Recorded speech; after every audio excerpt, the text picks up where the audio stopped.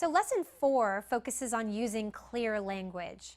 As a reminder, we've already thought about our audience, our main purpose for writing, our main point. We thought about some of the mechanics around our email, like the subject line, the openings, closings, salutations. And then we also looked back at our own writing to see what kind of repetition or redundancy there might be. And we got rid of some extra words. So now in lesson 4, we're going to take advantage of another opportunity and use clear language to communicate effectively with our reader. So the first tenet of clear language is using active language. So the opposite of active language is passive language. And passive language is not wrong. It's acceptable in most business environments, but it's not as dynamic or as engaging and as active language. So if you're not familiar with it, let's look at the difference between active and passive language. So passive language has either no actor or the actor comes after the action. So here's an example. The project was managed by John. So John is the actor, but John here comes after the action, which was managed. And then we turn that into an active voice sentence, becomes John managed the project. Okay? So why does this matter?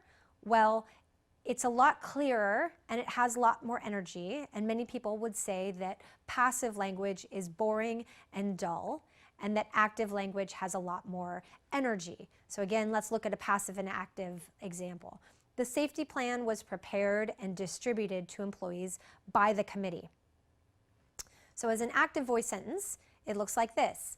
The committee prepared a safety plan and distributed it to employees. Now again, we've taken the actor and we've identified them, and we've also put them before the action. How about some more examples? This one's really important. Now you're giving instructions to somebody and you're saying, the water should be measured every 35 minutes. Now this is a good example of passive language. There is no actor. So the danger here is that because there is no actor, nobody takes responsibility.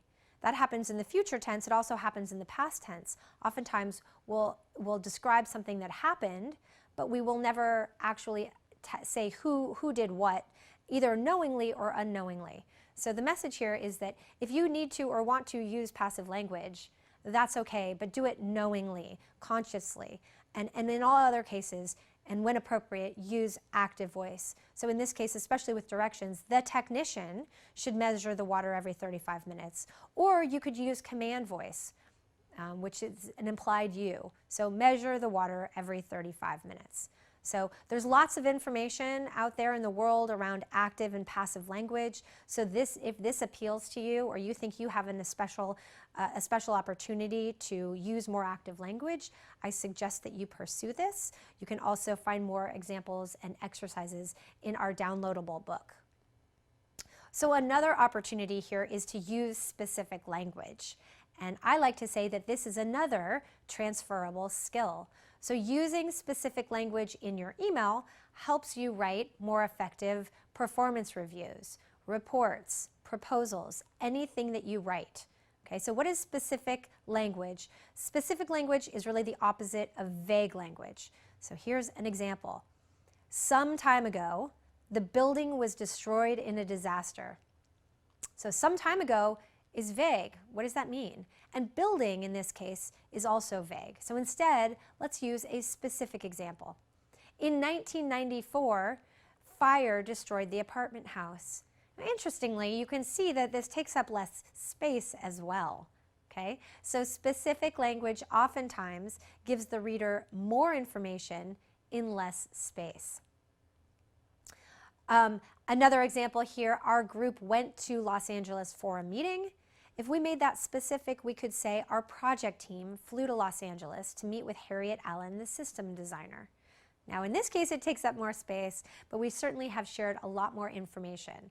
And it's still only one sentence. So we've taken a couple words here and just kind of funneled them through. If you start with a vague word like vehicle, you can make it specific, more specific by calling it a car, A car becomes more specific if you call it a convertible. Equipment becomes a computer, and a computer becomes a laptop, and so on and so forth. So take a look at your own writing and see if you have used vague language and if you can make your writing more, your language more specific, okay?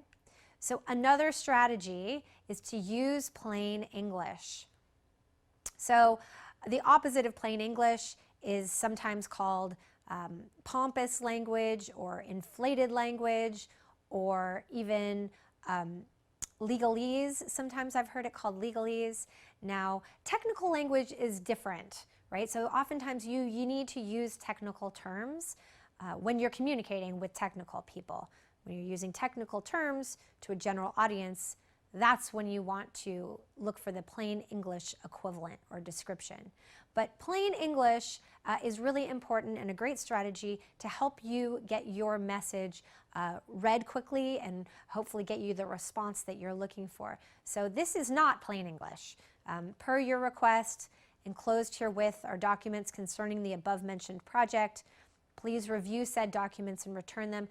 Sometimes people think that that sounds more formal or official, but what it really does is offer a lot less information than its plain English version. So instead, as you asked, I'm sending a description of the Acme project. Please read the description and send it back to me before January 15th. We'll then begin the system modifications. So we like to say, why use a $20 word when a 5-cent word will suffice? Okay, so plain English is universally understood and appreciated. You will be respected for the way you communicate. People will be impressed by how clearly, again, you communicate using plain English. And another language tip here is around avoiding jargon.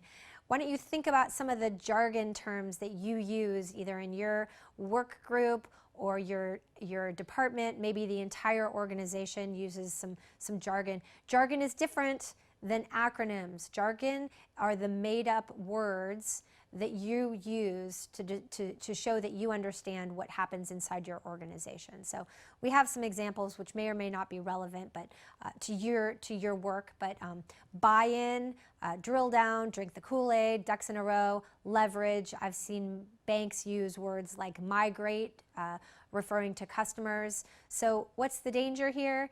The danger is that your language goes, or your email gets forwarded to a different audience that is confused, perplexed, surprised, amused by the jargon terms that you use. So make sure that your language is going to resonate with the audience that you're communicating with. So that wraps up our section on language strategies. Again, you want to avoid repetition, use clear, concise language, use active language, avoid jargon, use plain English. So look at your sentences and all the words that you chose and see if there's opportunities, again, to make it more specific and more clear to your reader. Okay? Thank you.